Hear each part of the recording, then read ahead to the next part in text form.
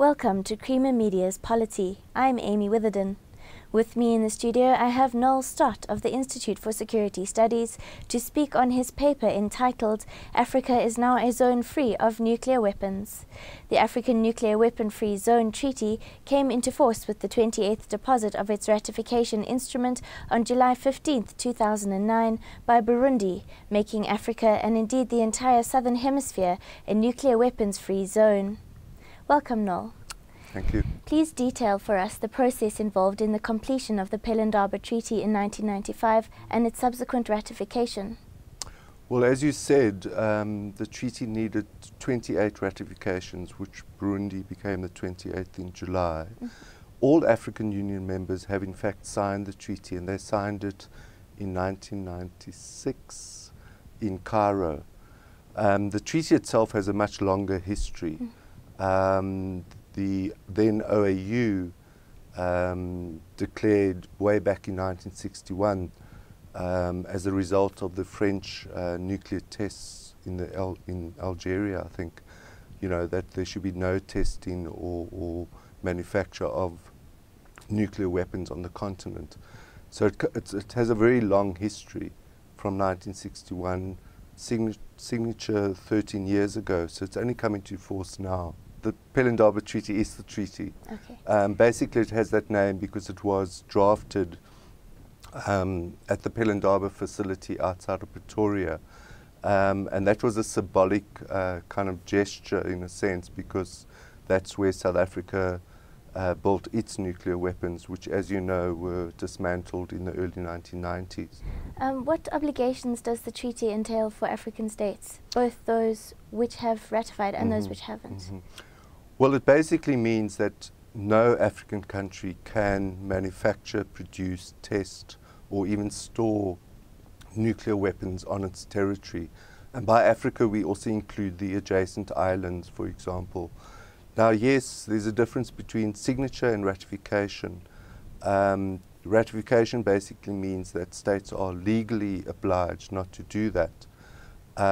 Signature implies that they won't they have a moral obligation not to undertake any activities that undermine the treaty. Now, by signing, they also express their intent to ratify at some point. Was there really ever a threat of nuclear weapons proliferation in Africa, or is this treaty more of an African support of global nuclear weapons non-proliferation? I think it's a bit of both. I mean, I think, as I said, South Africa developed 6 nuclear weapons. Libya were on the road to building nuclear weapons a couple of years ago.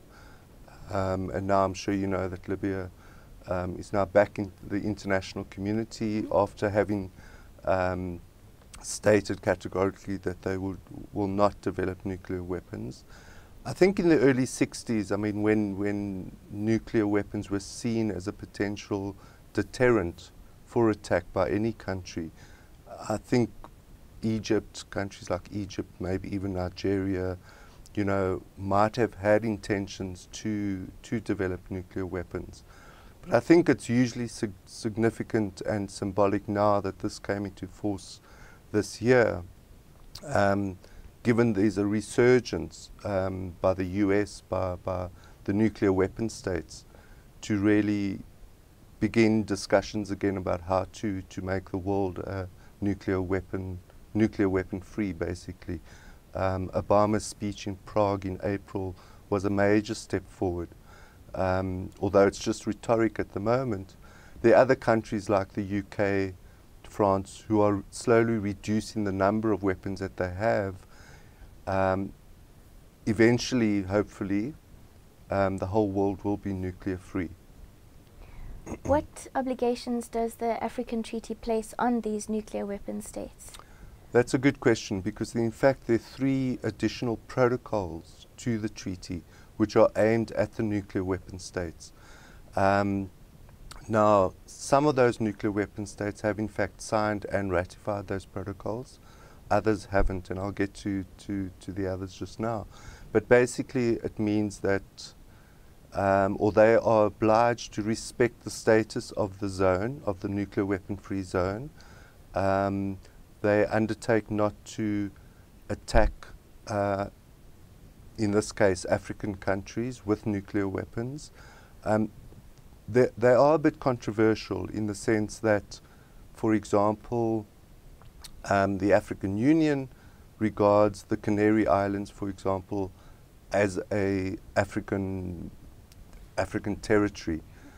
The problem is that the Canary Islands are de facto and de jure belong to Spain. So they're actually part of the European Union. Now Spain, for example, has not signed the relevant protocol because they consider it to be their territory and not an African territory. That's one area where there's a bit of controversy. The other one is the island of Diego Garcia, which is claimed by Mauritius, but is in fact a UK, under the UK legal system, etc. The UK rents it out to the USA, and the USA has a military base on it. Now, in theory, the US could store, manufacture, produce nuclear weapons on that island. Now, what we need to do is to ensure that the US ratifies the relevant protocol to prevent that happening. So basically it involves these established nuclear weapon states respecting Africa as a nuclear weapons-free zone. Precisely. Okay. Precisely, yes. Then what positive obligations does the treaty place on African states with regards to the peaceful use of nuclear technology? Yeah. I mean, that's one of the main elements of the treaty, is the promotion of the peaceful uses of nuclear energy. Now, nuclear energy does not only apply to electricity generation, for example. It could be in the area of medical isotopes and other good reasons or good uses of nuclear material.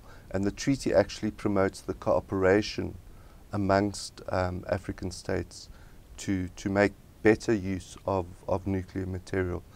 So one of the articles under the treaty is for the African Union to establish what's called the African Commission on Nuclear Energy, which is both a compliance mechanism to, in other words, to make sure that the African countries do not manufacture, but it's also a vehicle through which this cooperation can take place on the peaceful uses of nuclear material, energy, whatever you want to call it. Okay. What more remains to be done to take Africa forward in terms of promoting nuclear non-proliferation?